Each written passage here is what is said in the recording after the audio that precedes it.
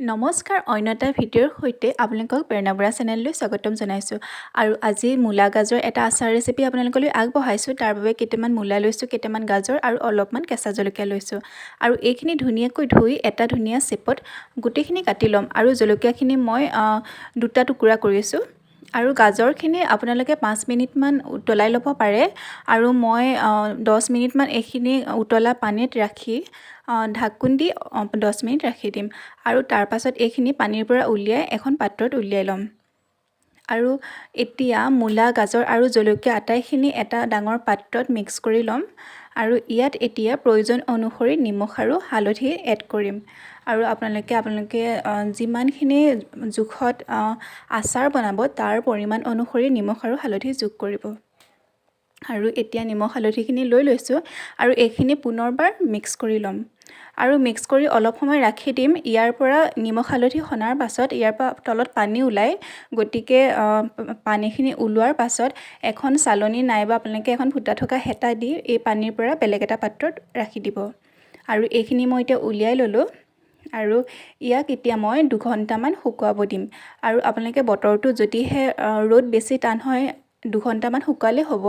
আৰু যদিহে ৰ'দটো কোমল হয় এদিন শুকুৱাই ল'ব। ইয়াৰ যিটো ভিজা ভাৱ সেইটো গ'লেই হ'ল মাত্ৰ। আৰু মছলাৰ বাবে মই প্ৰায় 3-4 চামুচ ধনিয়া, 1 চামুচ মেথি, 3 চামুচ চফ আৰু 2.5 চামুচ জিৰা লৈছোঁ। আৰু এইখিনি মই গোটাকৈ লৈছোঁ। আৰু মোৰ যিহেতু আচাৰৰ পৰিমাণটো সৰহ, গতিকে মই মছলাৰ পৰিমাণটো অলপ সৰহকৈ লৈছোঁ। আৰু এই চামুচখনে মই জোখ কৰি লৈছোঁ। আৰু এইখিনি এতিয়া এটা পেনত মই গৰম কৰি ল'ম। আপোনালোকে মিডিয়াম ফ্লেমত ৰাখি অলপ সময় 3-4 মিনিটমান এইখিনি ভাজি ল'ব। আৰু যেতিয়া ইয়াৰ পৰা এটা গোন্ধ ওলাব আৰু মছলাখিনি ফুটি উঠে তেতিয়া এইখিনি হৈ যায়। আৰু এইখিনি মই কণ্টিনিউ এইদৰে লৰাই এইখিনি ভাজি ল'ম। আৰু ভজাৰ পাছত এখন প্লেটত এইখিনি উলিয়াই ল'ম। আৰু এইখিনি অলপ ঠাণ্ডা হ'ব দিম।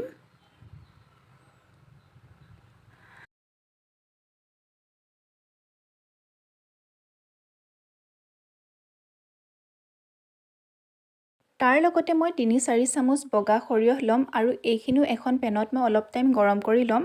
আৰু মছলাখিনি মই ঠাণ্ডা হ'বলৈ দিম। আৰু তেতিয়ালৈ যিখিনি মই আচাৰৰ বাবে ৰাখি থৈছিলোঁ তাত প্ৰয়োজন অনুসৰি অলপমান ৰেড চিলি পাউডাৰ যোগ কৰিম। আৰু কালাৰৰ বাবে আৰু অলপমান জ্বলা হ'ব বাবেও মই এইখিনি এড কৰিছোঁ। আৰু আপোনালোকে আচাৰৰ পৰিমাণ অনুসৰি জ্বলাটো কিমান খায় সেই অনুপাতে দিব। আৰু এইখিনি মই এতিয়া ভালদৰে মিক্স কৰি ল'লোঁ। আৰু ওপৰ তল কৰি এইখিনি ভালদৰে মিক্স কৰি ল'ম। আৰু এতিয়া ইয়াত মই 1 চামুচ কালজিৰা এড কৰিম। আৰু কালজিৰাখিনি দি ল'লোঁ। আৰু এতিয়া মই যোনখিনি মছলা গৰম কৰি লৈছিলোঁ এতিয়া এইখিনি মিক্সাৰত মই গ্ৰাইণ্ড কৰি ল'ম। আৰু আপোনালোকে একেবাৰে মিহি কৰি নেপেলাব, এইটো জোখত ৰাখি দিব। প্ৰায় 70% মান এইখিনি পিচি ল'ব। আৰু আনফালে মই এখন পেনত অলপমান মিঠাতেল গৰম হ'বলৈ ৰাখি দিম। আৰু যিখিনি মছলা পিচি লৈছিলোঁ এইখিনি মই এতিয়া আচাৰৰ ওপৰত দি ল'ম। আৰু এতিয়া এই গোটেইখিনি মই ভালদৰে আচাৰখিনিৰ লগত ওপৰ তল কৰি গোটেইখিনি মিক্স কৰি ল'ম।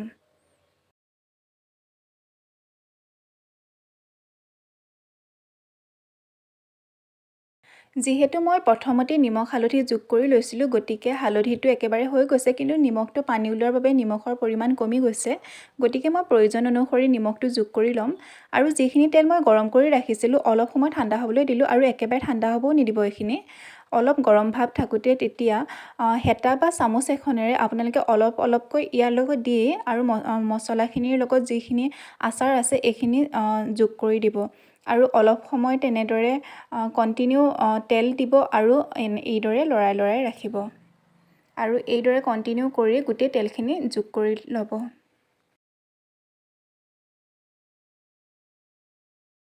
আৰু গৰম কৰা আটাইখিনি মিঠাতেল ইয়াত যোগ কৰি মই এইখিনি ভালদৰে পুনৰবাৰ মিক্স কৰি ল'ম।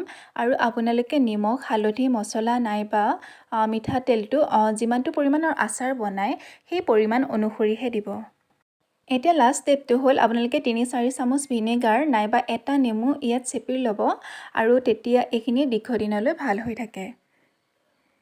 আৰু এইখিনি মই 6-7 দিন শুকুৱাৰ পাছত এয়া দেখিছেনে ৰ'দো ভাল আছিলে গতিকে এইখিনি 6-7 দিনতে ভালদৰে শুকাই গৈছে আৰু আপোনালোকে বতৰটো চাই ল'ব যদি বতৰটো বেয়া হয় 6-7 দিনতকৈ বেছিও লাগিব পাৰে মোৰ 6-7 দিনতে হৈ গৈছে এইখিনি আৰু এই আচাৰখিনি এতিয়া মই দুটা শুকান কাঁচৰ পাত্ৰত ভৰাই ল'ম আৰু আপোনালোকে চাব যিটো পাত্ৰত ভৰাই ৰাখে যাতে সেই পাত্ৰটো শুকান হয় আৰু কোনো ধৰণৰ ভিজা ভাৱ নাথাকে আৰু এইখিনি আপোনালোকে অলপ দিনলৈ এনেদৰে বটলৰ সাফৰটো খুলি ৰ'দত দি থাকিব আৰু চাব যেতিয়া এইখিনি ৰ'দত দিয়ে আপোনালোকে যাতে সাফৰটো খুলিহে ৰ'দত দিয়ে আৰু ভিডিঅ'টো চাই যদিহে ভাল পালে তেন্তে লাইক শ্বেয়াৰ কমেণ্ট কৰি জনাব আৰু চেনেলটো ছাবস্ক্ৰাইব কৰিব ধন্যবাদ